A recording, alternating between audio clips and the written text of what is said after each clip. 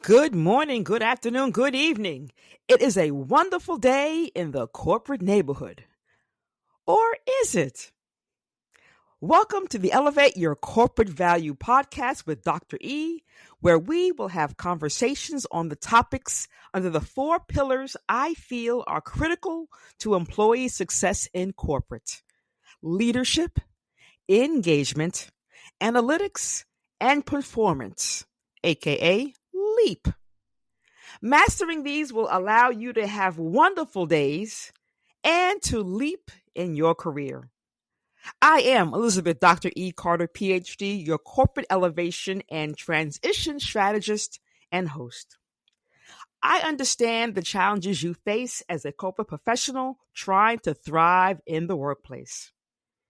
I have the experience and expertise to help you navigate in the corporate world. We will laugh, cry, but most importantly, accumulate tools that will allow you to become more confident, empowered leaders who are valued and respected in the corporate world. Now, I share in the spirit of giving you what I never got, the feedback that would have helped me that I never received. So let's get started.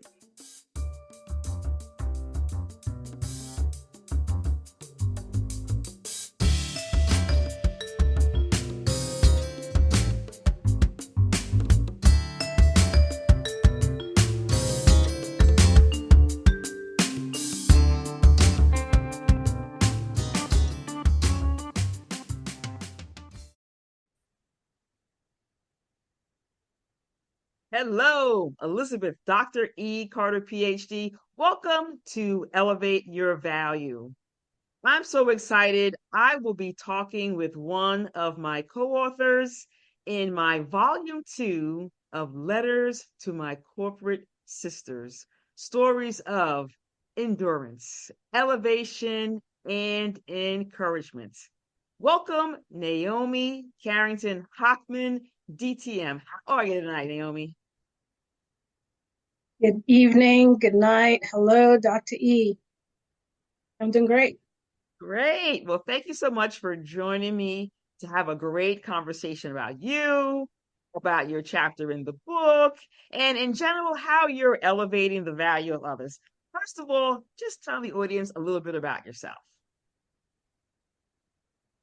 Well, everyone, I am Naomi Carrington-Hockman, and what I do in my spare time is I empower doubtful communicators and leaders to gain confidence in their ability to create presentations and effective business solutions.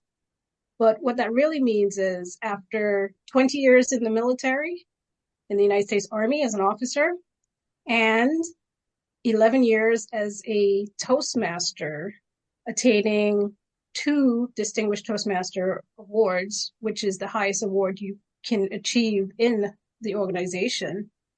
I've gathered a couple skills that I'm able to share with everyone. Great. And what drew you to wanting to be able to help others elevate their value through communication and leadership? Well, all you have to do is take a look at the current political situation and realize that we are failing to communicate. I love it. I love it. I love it. So when we talk about the fact that there have been failures to communicate, and you're absolutely correct, not just today, I think everywhere all the time. Tell me about a time when you weren't feeling valued, as far as you were working to communicate, but you weren't feeling as if the recipient of the communication was valuing what you had to say. So I was sitting in a corporate job, and my supervisor was just not getting me, and I wasn't getting her. If I said the sky was blue, she would say it's purple. And every meeting was contentious. So that was really a situation where it was not sustainable. Neither of us were at our best. And no matter what sort of mediation techniques I used, she didn't get it. So that was one example where I definitely did not feel valued. And I thought that instead of burying it, I reported her to HR and I wrote a book. I love it. I love it. Now so clearly she didn't realize there was a problem on her end. She thought it was just you. Absolutely. We, didn't understand that communication works three ways. I send a message. She's supposed to receive the message, and then she sends a message back. That comprehension leg of that back and forth was not happening. So I also don't think she had the emotional intelligence to even understand what was going on. Wow. I love how you said it's a three-way. There's a three-way component. We always think it's two-way conversation. I love how you said it's three-way because you're right. We could be talking to each other and not necessarily understanding or really relating to what the other person said. That's great. That's great. And it's unfortunate you had to go to extreme measures that you had to report her because, and sometimes we're afraid to do that. So what gave you the bravery to go ahead and say, you know what, I have to go ahead and take it to a higher level? A few things. One was therapy.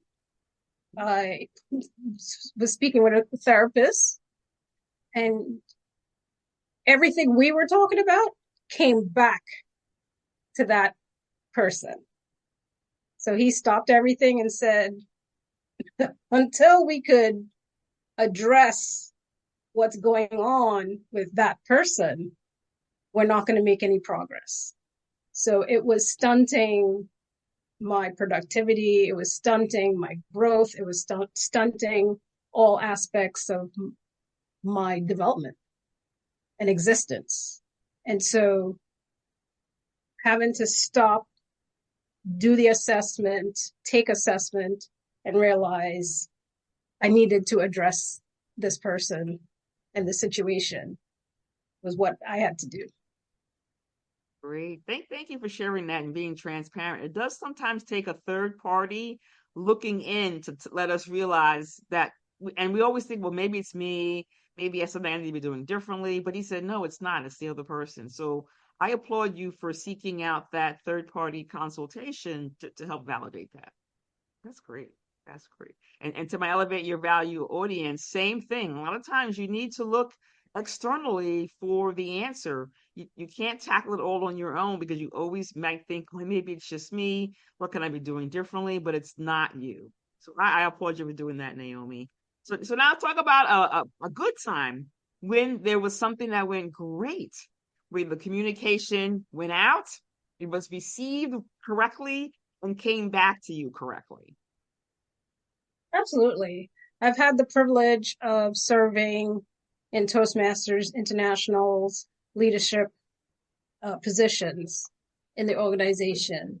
And I had been advising a fellow district leader, kind of mentoring her through the position since I had completed that position.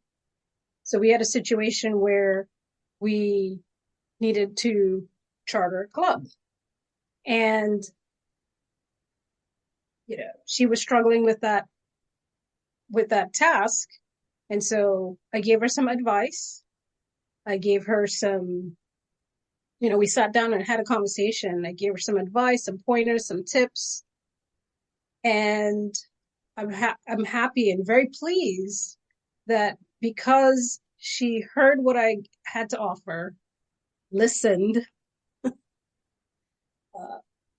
you know, we have a saying that says, with advice, you take the meat and throw out the bones. And that's what she did. She took the meat of what I had to offer and she was successful.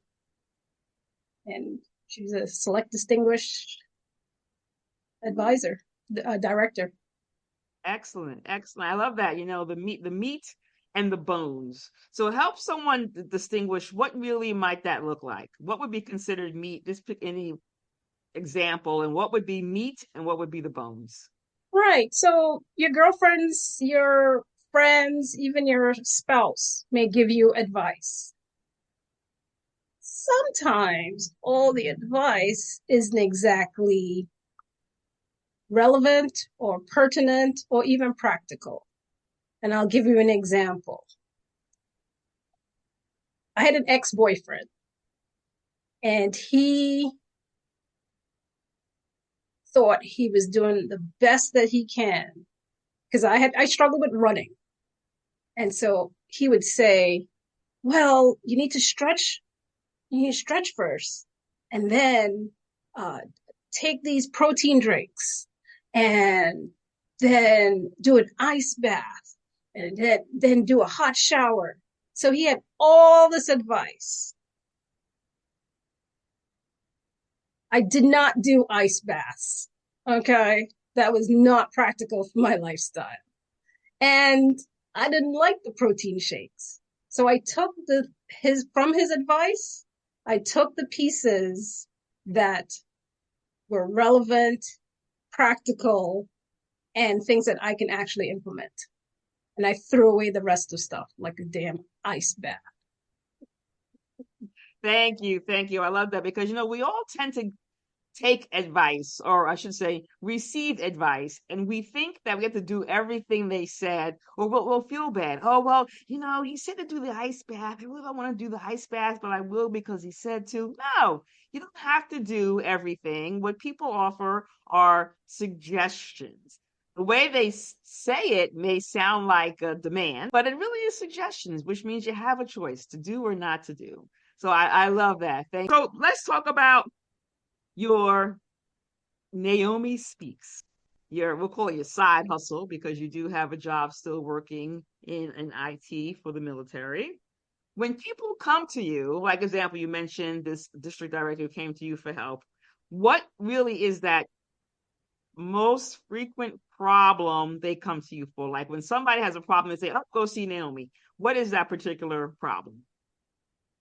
Well, my area of expertise is around the military, and I specialize in working with service members who want to transition into the corporate space, but maybe they don't feel as confident about what to do next.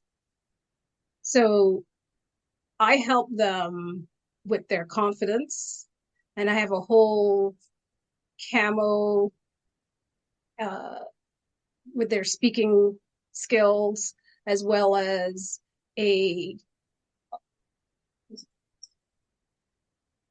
salute uh, kind of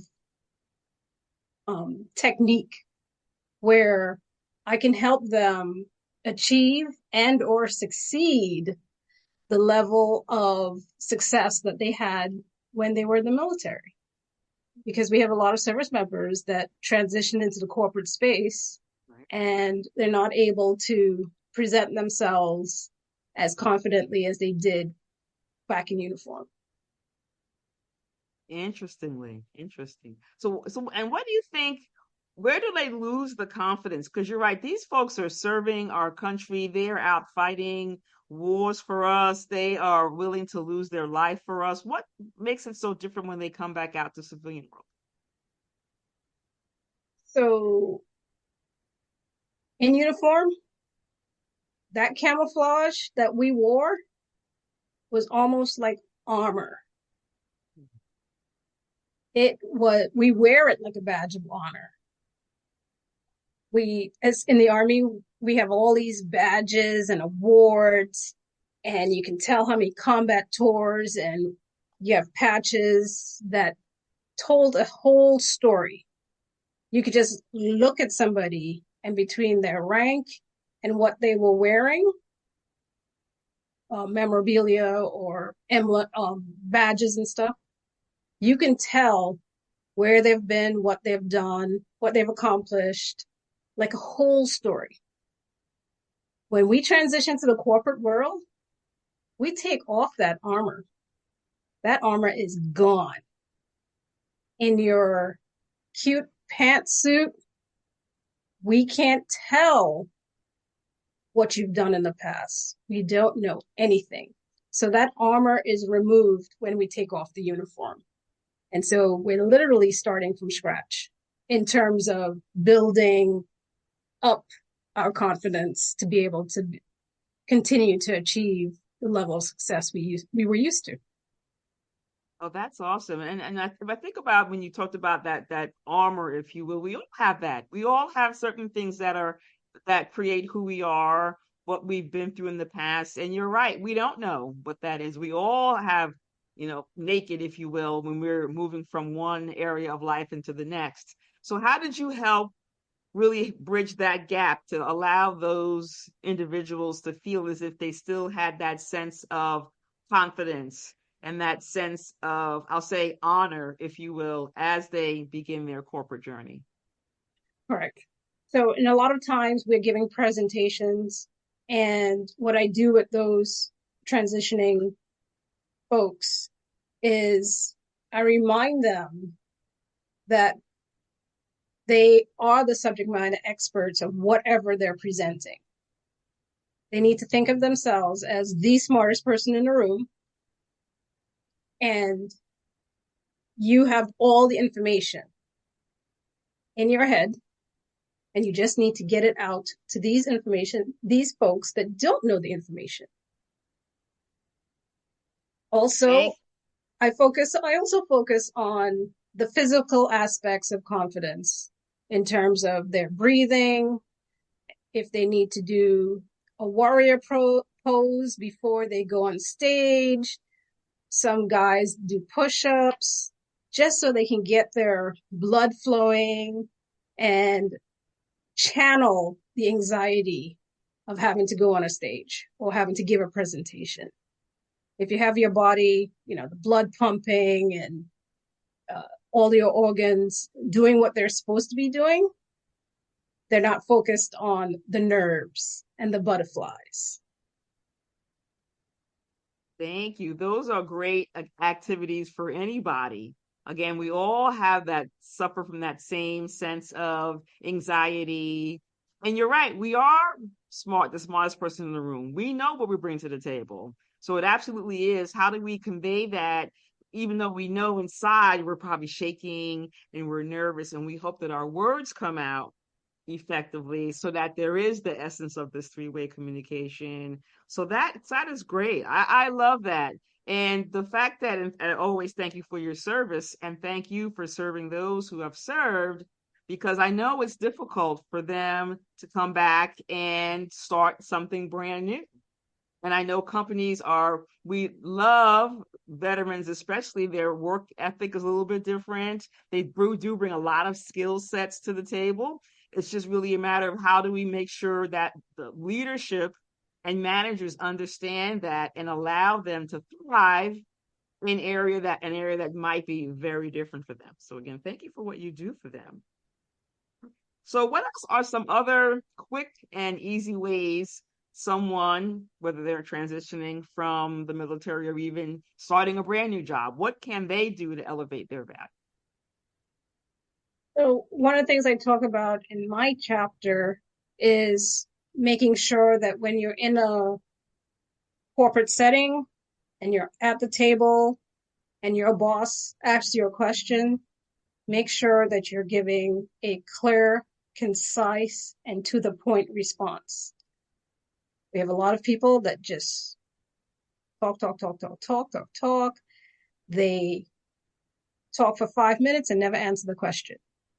So I encourage corporate folks to speak up, but speak clearly and confidently and quickly.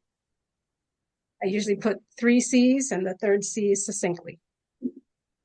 I love it. I love it. And how can people get in contact with you if they would love to talk to you more about maybe they are transitioning from the military, did not know that you existed and would love to work with you? How can they get in contact with you? I am at info@naomispeaks.com and also Naomi Carrington-Hockman on Instagram. Wonderful. Any last words for our Elevate Your Value audience, Naomi? Absolutely. I've had the privilege of being able to participate in the co-author panel with some amazing co-authors on this book, Corporate Sisters. And I learned so much from them that I feel like my chapter is good. Theirs is even better. And so collectively, you have an amazing powerhouse of women that are providing sage advice. And so there's no need for anyone to make the same mistakes or to have to navigate the same stumbling blocks that we did, because the answers are all in that book. Thank you, Naomi. I appreciate that. And I thank you so much for saying yes to being in the book and sharing your chapter. I certainly appreciate you joining me for Elevate Your Value Summit and podcast. We appreciate you here out in the Elevate Your Value audience. Thank you so much for joining us, Naomi, and to my Elevate Your Value audience. Stay tuned. More interviews to come. Thank you so much. Thank you. Take care. Thank you. That is our topic and conversation for today. I am Elizabeth Dr. E. Carter, PhD, your host. Thank you so much for joining me for the Elevate Your Corporate Value podcast with Dr. E. Please like, share what you've heard today, and please tune in for our next episode. Thank you and have a great morning, great afternoon, and great evening.